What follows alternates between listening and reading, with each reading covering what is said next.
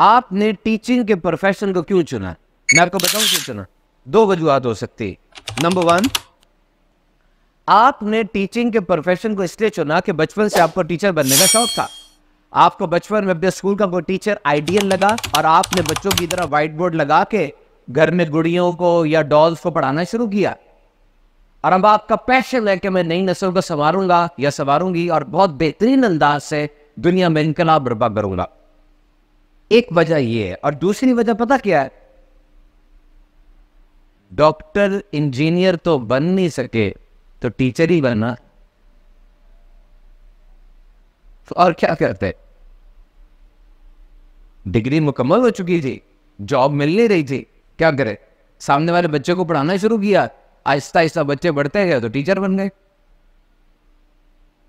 ایسا ہوتا ہے نا یار. میں آپریشن کروانے جاؤں اور آپریشن کی ٹیبل پہ میں جانے لگا تو ٹیبل کے پاس ڈاکٹر نہیں کھڑا تھا بلکہ ہسپتال کا اکاؤنٹنٹ کھڑا تھا. کیا میں اس سے آپریشن کروا لوں گا؟ ہسپتال کا روکن ہے, وہ ہسپتال کا ممبر ہے, بلکہ اہم ترین ممبر ہے, ساری تنخواہیں اس کے ہاتھ سے جاتی ہے. کروا لوں گا؟ نہیں, کیونکہ اسکل کا مس میچ ہے, اسکل نہیں میچ کر رہی. لیکن جب اسکول میں ٹیچر چھٹی کر جاتا ہے اور اس دن اسکول کا اکاؤنٹنٹ ٹیچر کی جگہ کھڑے ہو کے پڑھانے لگ جاتا ہے, میں اس سے کیوں اپنا بچہ پڑھوا لیتا ہوں؟ اس کو بھی تو پڑھانا نہیں آتا. کچھ عرصہ پہلے 3-4 سال پہلے میں پنجاب کے گورنر سے ملا.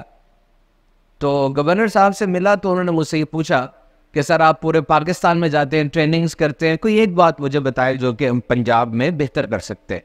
میں نے ان سے کہا, میں نے کہا سر دیکھیں, آپ کا جو ٹیچر ہے نا اس کی ٹریننگ نہیں ہے. کہتے کیسے؟ میں نے کہا ایسے کہ وہ پوسٹ ڈاک کر کے آیا ساؤتھ کوریا سے, 18 سال لگے, وہ میٹلرجیکل انجینئرنگ کے اندر جائنٹ بن گیا, لیکن بچوں کو سمجھ نہیں آ رہی اس کی. وہ اتنا ہے, اس لیول تک آ نہیں پا رہا, بچے پریشان ہیں.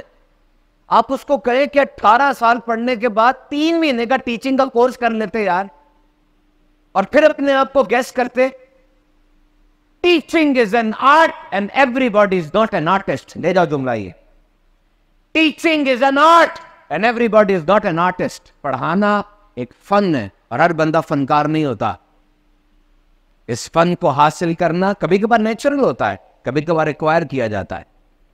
You need to be an artist to be a teacher, to be a good teacher. اچھا یہ یاد رکھے کہ بہترین ٹیچر کی ایک خوبی میں آپ کو بتاتا ہوں. بہترین ٹیچر وہ ہوتا ہے جو ہمیشہ اپنے طالب العلم کو اپنا سکا بچہ سمجھتا ہے. یہ میں کیسے کہہ رہا ہوں؟ میرا سکا بچہ ہے نا, وہ تتلا کے بولتا ہے, اڑ کے بولتا ہے, سٹر کرتا ہے. کیا میں اپنے بچے کی یہ خامی دنیا کو بتاؤں گا؟ بلکہ میں کیا کہوں گا, ویسے اڑتا ہے, قرآن پاک پڑھے نا بڑا اچھا پڑھ لیتا ہے, نعت پڑھے تو ایک دم پڑھ لیتا ہے, ویسے تھوڑا اڑتا ہے. بچہ ہے نا, کور کروں گا. اگر میرا بچہ ذاتی بچہ کن ذہن ہے, کیا میں اس کے کن ذہن ہونے کو آشکار کروں گا؟ کبھی نہیں. بس جب میرا یہ جذبہ جو ذاتی بچے کے بارے میں ہے, یہ جذبہ جب اپنے طالب العلم اور اسٹوڈنٹس کے بارے میں ہو جائے گا نا, اس وقت میں ایک آئیڈیل ٹیچر ہوں.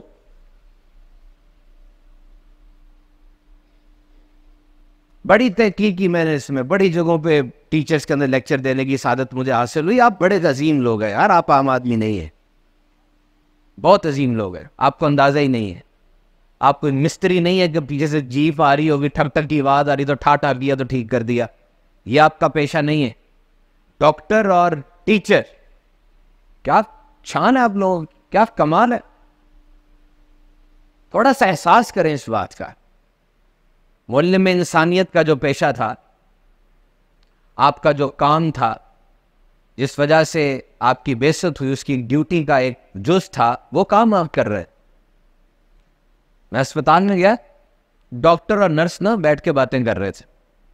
ایک ماں جی آئی, کراہ رہی تھی, بڑی پریشان تھی. ڈاکٹر اور نرس آپس میں بیٹھ کے کہکے لگا کے ہنس رہے. مجھے بیماری کا بھی پتا تھا ماں جی کا, ڈاکٹر کو بھی میں جانتا تھا.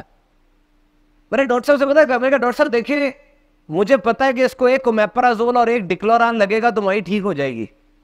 آپ کو بھی اس بات کا پتا ہے.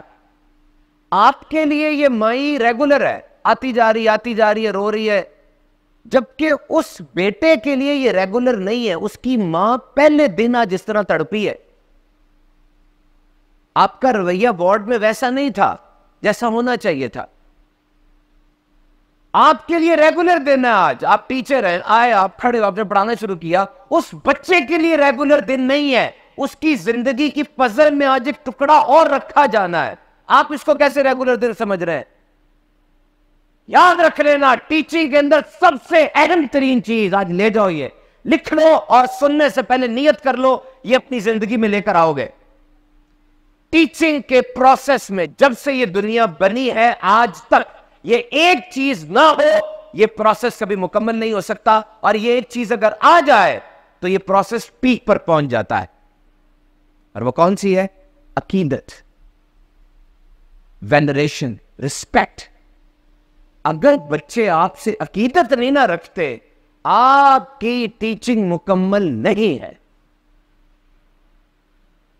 اور یاد رکھو, جب بچوں کو استاد سے عقیدت ہو جاتی ہے نا, احترام آ جاتا ہے, دن میں رسپیکٹ آ جاتی ہے, پھر کھڑے ہو کے بولنے کی ضرورت نہیں رہتی. ٹیچر کا چل کے آنا, ہاتھوں کو ہلانا, مسکرانا, بلکہ تنہائی میں بیٹھ کے اس بچے کا اپنے ٹیچر کو سوچنا, یہ سارا تدریس بن جاتا ہے. نہیں سمجھ آئی؟ غلط کہہ رہا ہوں؟ عقیدت کون پیدا کرے گا؟ اس بچے کے اندر اتنی عقل ہے کہ پیدا کرے. تم کلاس میں بیٹھ کے زو مانی مذاق کر رہے ہو, تم کلاس میں بیٹھ کے گانوں کی باتیں کر رہے ہو, اب سمجھتے ہو کہ بچے میں عقیدت پیدا ہو جائے گی. وہ بچہ ہے, سیکھو کب بچے کو کوچ کرنا ہوتا ہے, کب ٹرین کرنا ہوتا ہے, کب سختی کرنی ہوتی ہے. معذرت کے ساتھ, گھر میں بیوی کے ساتھ وہ توقعات پوری نہیں ہوئی, آپ کو رشتہ داروں نے ویسا پیار نہیں دیا, آپ کے رویوں میں کنفیوژن آ گئی. اب وہ بچہ تھا, اس کے ساتھ آپ نے ایسے ریلیشنز پیدا کر لیے, ایسے رویے بنا لیے کہ آپ کو, وہ بچہ تھا آپ کی تو ہر بات مانے گا, آپ نے اس کے ساتھ رویوں میں کنفیوژن پیدا کر لی. نیگیٹو نہ سوچنا. پہلے 5 سال بچے کو ٹرین کیا جاتا ہے, اگلے 5 سال بچے کو کوچ کیا جاتا ہے, اگلے 5 سال بچے کے ساتھ دوست بن کے رہا جاتا ہے. اور جب بچہ ٹین ایجر بن جائے, اب اپنی زبان کو تھوڑا خیال سے استعمال کرو, وہ ٹین ایجر بن گیا ہے, گیپ میں آپ سے وہ